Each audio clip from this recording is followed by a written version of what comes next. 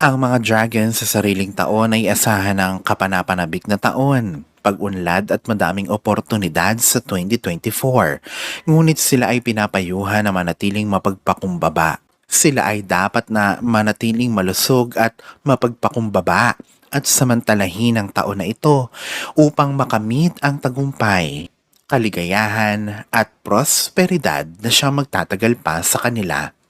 Sa pera at career, magkaroon ng mga dragon ng mga bagong investment at oportunidad mula sa iba't ibang sektor at ito ay magbubukas ng mga bagong source of income para sa kanila.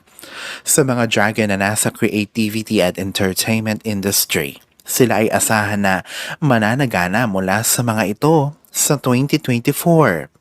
Sa pag-ibig, ang mga bagong oportunidad sa pag-ibig ay maglilitawan para sa mga dragon sa 2024.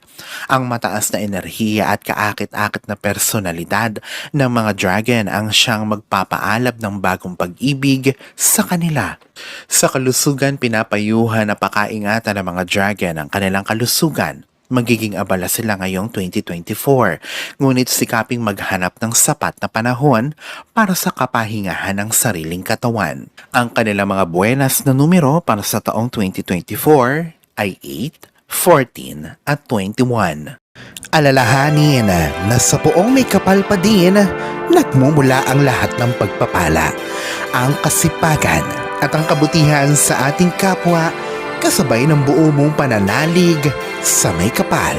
Ang siya pa rin na dapat ay manaig. Ang mga ito ay mga gabay lamang. This is Fidel Rosario. Thank you for watching.